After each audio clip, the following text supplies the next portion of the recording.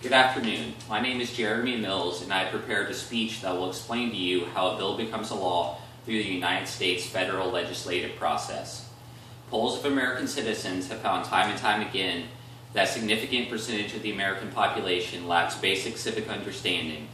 You may be wondering what possible reason you would need to know about the functions of government, but consider how embarrassed you might be if you couldn't answer someone who asked you about the basics of the American legislative process.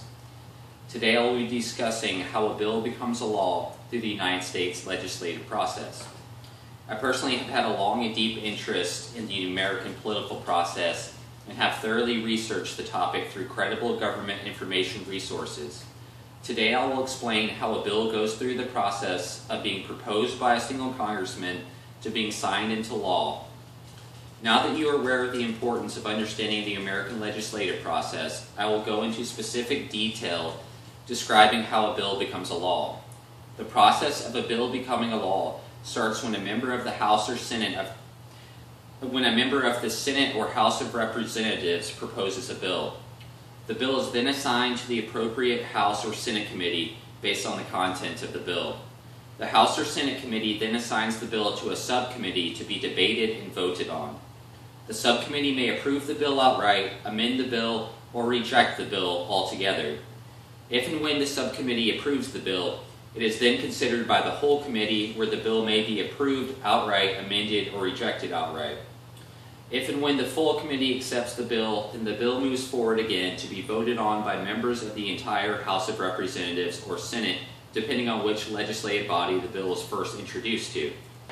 According to the official White House website, throughout the stage of this process, the committees and subcommittees call hearings to investigate the merits and flaws of the bill. They invite experts, advocates, and opponents to appear before the committee and provide testimony, and they can compel people to appear using subpoena power if necessary.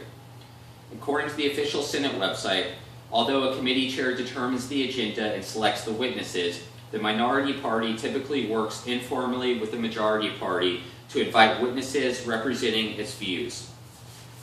Senate rules allow the minority party members of a committee, except for the Appropriations Committee, to call witnesses of their choice on at least one day of a hearing. Once the full committee approves the bill is moved forward to the full Senate or House, where the majority party leaders decide where to place the bill on the calendar for a vote. When the bill makes it to the full House of Representatives for debate and a vote, each member of the House is limited to a short few minutes to speak about the bill. Senators, on the other hand, are given much more leeway when debating a bill before the full Senate. Senators are not limited to a specific amount of time for debating the bill. Senators may even filibuster a bill, which means that a vote on the bill cannot take place until the filibuster is lifted. It takes a supermajority of 60 votes to defeat a filibuster in the Senate. If the filibuster is defeated by a supermajority of senators, then the scheduled vote on the bill moves forward once more. Once a majority of members from either chamber have voted for the bill has passed one chamber of Congress, but it still has a long journey ahead before it has the possibility to become an actual law. A bill that has passed the Senate then goes to the House of Representatives, where the bill is once again debated and voted on by the committee and then full body. Likewise, a bill that has passed the House of Representatives then goes to the Senate, where the process is repeated. When a bill that has passed one chamber moves to the next chamber, the bill can still be accepted, rejected, or amended. The bill is first considered by the appropriate committees and then moves to the full chamber for further debate, amendment, and another vote. Once the bill has been passed by both houses, it moves one step further so that differences between the House and Senate version can be reconciled. This next step is called a conference committee, where members from both houses work together to bring each bill together. According to the official White House website, the members of the committee produce a conference report intended as the final version of the bill. Each chamber then votes again to approve the conference report. Assuming the conference committee is able to bring the bills into alignment and members of both legislative bodies vote to approve the revised bill, then the next destination for the bill is the desk of the President of the United States. The President has a few options to choose from when a bill lands on his desk. The first option is to simply sign the bill into law. The second option is to reject the bill by sending it back to Congress. If the President sends the bill back to Congress, then Congress can either override the President's veto with a 2/3 vote in both houses, or Congress can work with the President to revise the bill in such a way that the bill will receive the President's signature. The President is also not limited to either approving or vetoing a bill. He may neither accept nor reject the bill, but instead simply take no action.